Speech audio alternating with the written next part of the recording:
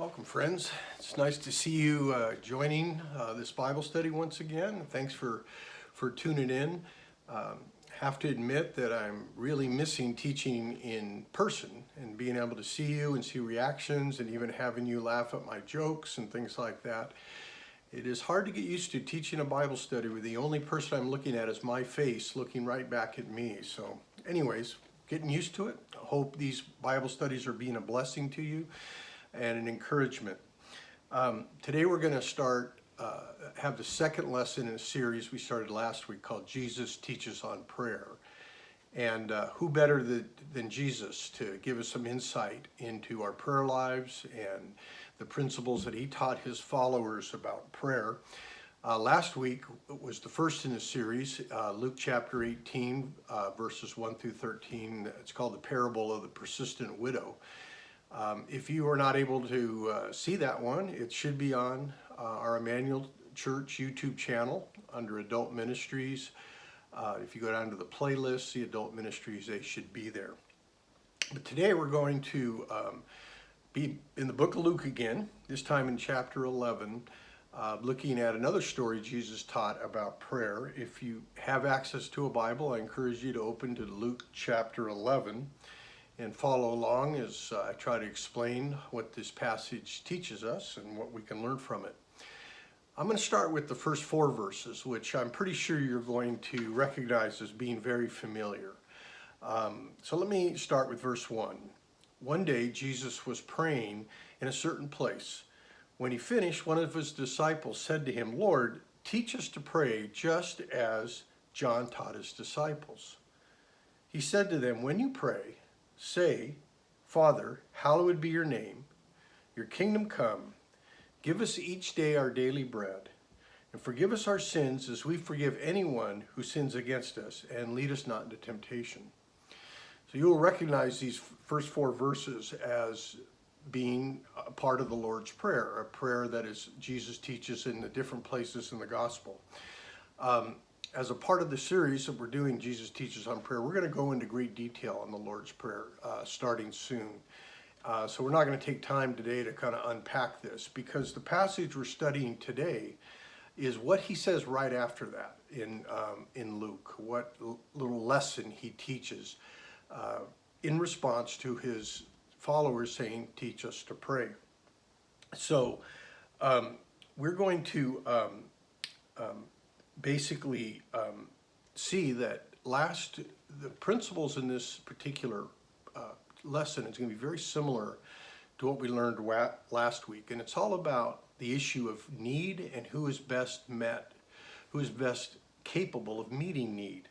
We're going to be looking at the key ideas of who do you go to when you have a need? Who is the one person that you can completely trust to meet those needs? Can God be trusted with our prayers and our needs? And so these are some of the things that we'll be seeing in this story today. So let me start with reading chapter 11, verses 5 through 7 as this story begins. Jesus said to them, "Suppose you have a friend, and who you go to him at midnight, and you say, 'Friend, lend me 3 loaves of bread. A friend of mine on a journey has come to me, and I have no food to offer him.' And I suppose the one inside answers, 'Don't bother me, the door is already locked, and my children and I are in bed. I can't get up and give you anything.'" So we have the start of a pretty dramatic scene. And I want to set the context by asking you a question. What need would you have that would be so compelling to you that you would be tempted to wake up and knock on your neighbor's door at midnight to wake them up? As I thought about this, really only 2 things came to mind. One would be a medical emergency where I needed some help with something, or if there was a crime being committed of some sort. But I doubt if I would find myself waking up and banging on a door to borrow some loaves of bread. I'm sure you would probably feel the same about that. However, one thing to understand about the culture of the times of Jesus in this part of the world was hospitality was the absolute most important responsibility anybody had. Somebody did show up to your house with a need, even if that person was a stranger and you didn't know them, you were compelled to help them, give them shelter, and give them food. So this man was surprised by a visit from a friend, and he was caught short-handed, not able to meet the need and the hospitality that was required from that. And the fact is this man had a need that he could not meet himself. Apparently he did not have the bread in his house, and he needed help to get that need met. And the only person he could go to was his neighbor. So you sort of clearly get a sense in this story, a sense of desperation. A strong appeal. Help me, my friend has shown up, I have nothing to give him. So again, let me ask a question just so we can get our heart around this a little bit better. Have you ever been in a situation when somebody really needed something from you and you had nothing to offer them? Somebody who was appealing to you for help in some way and you just had nothing to offer that person. You know, that's a helpless feeling. It really is. Somebody's counting on you and you're not able to help them, and you really want to be able to do it, and it creates a certain amount of desperation to try to do what you to help and all that. So at this point in the story, it's important to recognize that the purpose of Jesus' telling this story so far is not to teach a lesson on social responsibility to hospitality. There is a lesson about prayer locked up in this story that we're going to uncover as we continue. And just as last week with the principle that we saw from the parable of the widow and the unjust judge, this man in the story had a need that only his neighbor could meet. And so he had to go outside of himself to meet this need. Once again, as we attach this principle to prayer, we have to understand and recognize a fundamental principle that says that our prime motivation to prayer is often our need. Need often spurs prayer, and desperate need often spurs desperate prayers. The fact of the matter is, I think most of us agree that when things are going well in our life and we don't have that many needs and we're feeling pretty confident, we probably don't pray as much or as we should. We somehow are seduced into thinking we got this covered, we don't really need the help of God right now.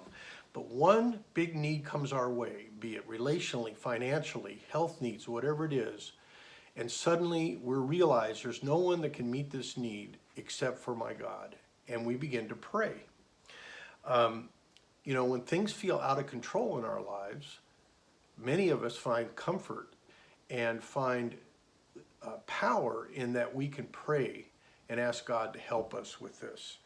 I mean, I certainly would say that this coronavirus pandemic that we're in right now would be a moment of people feeling out of control. It's a need, it's an issue that regardless of how much money you have, how much education you have, your social status in the world, your political power, whatever it may be, none of that can take care of this need. People are humbled by this. Leaders of nations are humbled by this. It cannot be just willed away or even scientifically made to go away in a quick time. This coronavirus, this pandemic, has truly humbled the world. And I don't know if you've seen recent studies that have been coming out that there has been a huge uptick in people admitting that they're praying to God during this time. People of all countries, faiths, and cultures are in this time of desperate need, reaching out to God and appealing to Him for help for the world, help for themselves, for their families, and so forth. So it's not surprising to me that this need is spurring prayer. And my frequent prayer during the midst of this is God would show Himself faithful to these prayers, that He would prove to them that He's a God who listens and hears and answers prayers that can be recognized, and that He is drawing people to Himself because of this. It truly is a great time to study prayer on desperate need. So my feeling about this, and I've over years have come to understand this as a principle, is that knowing that need drives us to prayer, and really heartfelt Lord help me kind of prayers. The wise person comes to understand over time that you are always in need of God. Even when you think things are going well, you're one phone call away, you're one accident away, you're one situation away from desperately needing God. So I have found that it is a wise thing for people to do, to recognize their need for God every single day and let that need motivate you to come to Him every day, even before you start the day, acknowledging that need, acknowledging He knows what you don't know, and asking for His presence and grace in your life. It's really a true sense of humility. And I have learned over many years of ministry that those who have the greatest need and the most perpetual need also often have the greatest faith because they turn to God quickly. As a matter of fact, I wrote a blog post about this exact subject. You can find it if you go to the Emmanuel website and you go to resources, and there's something called Pastor Blogs where Pastor Brian and I are writing our thoughts. And I have wrote one recently called Poor in Spirit. So if you're interested in this topic, take a look at that, take a read on that. So let's continue to look at this passage. So let's just say we did go to our neighbor, pounded on his door at midnight, asked for some need to be met.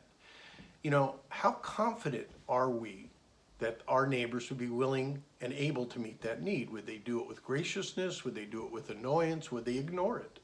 So this is how the story continues to pick up. Because as we continue to pick up the story in verse 7, we're going to see the response of the neighbor in the story and his motivation to get out of bed and help.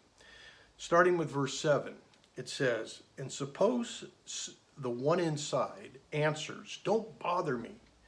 The door is already locked, and my children are in bed, and I can't get up and give you anything.' I will tell you that even though he will not get up and give you the bread because of friendship, yet because of your shameless audacity, he will surely get up and give you as much as you need." So what we see here is the neighbor's bothered, as he probably should be at this time at night, has no motivation to get up. He doesn't choose to get up to meet the need because of friendship. He chooses to meet the need because of the audacity of the neighbor who will not let it go. He'll keep pounding, he'll keep badgering him until this need is met. So we see a neighbor that is reluctant to help, but is eventually worn down by the persistence of the person, and it just says, let's get this over with now. Very similar to the principle of the widow and the judge in our last week's study. And it's very clear in this passage that hospitality and neighborliness are just not enough to get this guy to act. It was something else. Because again, it says, because of your audacity, I got up.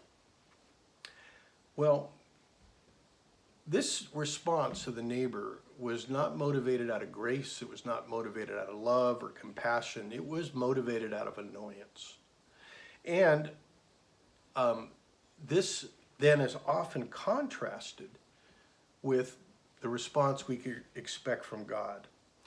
And so Jesus continues to tell this story and now transitions into what you can expect from the ultimate provider, God Himself.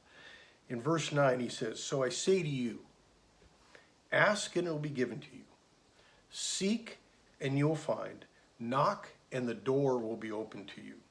For everyone who asks receives. The one who seeks finds, and to the one who knocks, the door will be opened."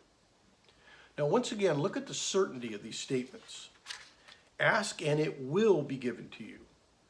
Seek and you will find. Knock and the door will be opened to you. These are not maybes. These are not if I feel like it. These are not requests that say, if you annoy me enough, I'll just out of my annoyance give you this. They are certain statements. And there's confidence in this certainty. And the confidence is the person asking for the need to be met is asking the right person. And that person is not the neighbor. That person is not family member. That person is not a boss. That person is not a banker or a doctor. That person is the person of Jesus Christ Himself, God of the universe, who can be trusted and is available to listen and hear our requests at every given moment, and desires to answer those prayers, answer those requests according to His will. In fact, if we go on with the next verses, Jesus then draws this incredible contrast between what you can expect from other people and what you can expect from your heavenly Father. Verse 11 says, "Which of you fathers, if your son asks for a fish, will give him a snake instead? Or if he asks for an egg, will give him a scorpion? If you then, though you are evil, know how to give good gifts to your children, how much more will your Father in heaven give the Holy Spirit to those who ask him?" Tremendous contrast here. There is a change in language that we have to note. Previously in the story, we're dealing with neighbor to neighbor. But now, Jesus has switched the relationship from father to son, a very intimate relationship. This is a personal, loving, expectant, and you can expect the response to be different. So let's imagine for a moment, same story, the neighbor, the person needs bread for his visitor, but instead of a stranger or a neighbor living next door, his father lives next door and bangs on the door and says, "Papa, Papa, Abba, Abba, help me, I need bread." Do you think that the father would be as annoyed? The father would probably be very quick to get up and help his son, as parents are willing to help their children. So we have to remind ourselves in the scenario about prayer that we are God's children. He is our Father. This relationship between father and child is intimate. It is for the well-being of the child. It is not aloof. It is not separated. It is a gracious relationship. And of course, because of his Father, he wants to answer our prayers. Of course, he wants to answer our prayers in a way that a father knows best for his child, not often what we think we want, but he wants to answer them according to what he knows we want and need.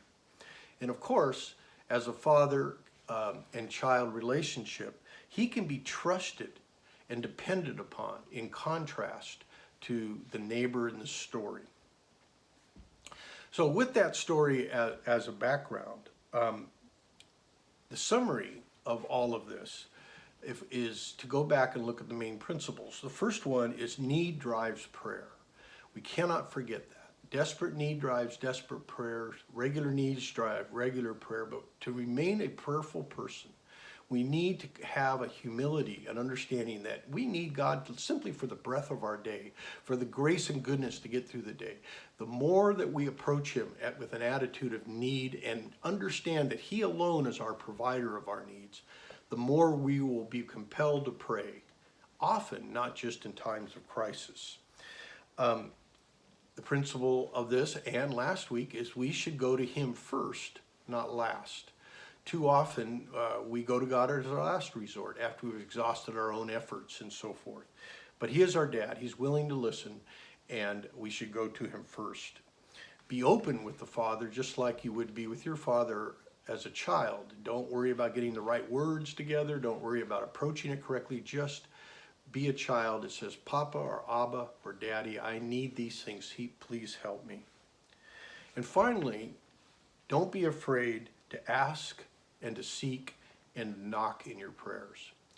Now, those three ideas, ask, seek, and knock, are so important to understand prayer that next week's study is going to focus specifically on unpacking what those things are. What is an asking prayer? What is a seeking prayer?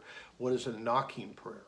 So I hope you'll join me again next week on Monday or whenever this is posted, and we'll go into great detail about that. But for now, my encouragement to you all is keep praying, keep coming to your Father at a sense of need. Understand that he alone is your provider, and he alone is the one that can be trusted. And so until we meet again, until we see each other again, may God bless you and keep him close to you during this time. I miss you all. I look forward to seeing you soon. God bless you.